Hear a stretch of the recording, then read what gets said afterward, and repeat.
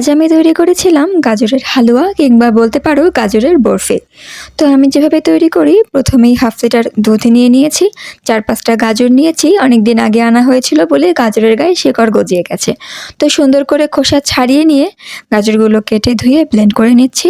আর কড়াইয়ে ঘি দিয়ে কুচিয়ে রাখা কাজু দিয়ে সুন্দর করে লাল লাল করে ভেজে নিয়ে তার মধ্যে দিয়ে দিচ্ছি ব্লেন্ড করা গাজর।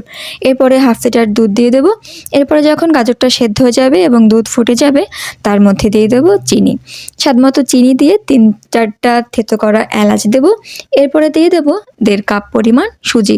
তোমরা দুধের পরিমাণ এবং গাজরের পরিমাণ অনুযায়ী সুজিটা দেবে। এরপরে দিয়ে দিলাম গুঁড়ো দুধ। গুঁড়ো দুধটা দেওয়ার পরে একটু আমি ঘি দিয়েছিলাম, সেটা স্কিপ হয়ে গেছে, তোমরা ঘি ছড়িয়ে দেবে। তারপরে শুকিয়ে এলে নামিয়ে নেবে একটি থালায়। তো নামিয়ে কেটে নিলেই বরফি, আর যদি না কাটো তাহলেই হবে গাজরের হালুয়া। আর উপর থেকে কাজু কিশমিশ ছড়িয়ে দিও। আমার কাছে আনার ছিল, আমি আনার ছড়িয়ে দিয়েছি। তো এই তো, কেমন লাগলো আজকের রেসিপি?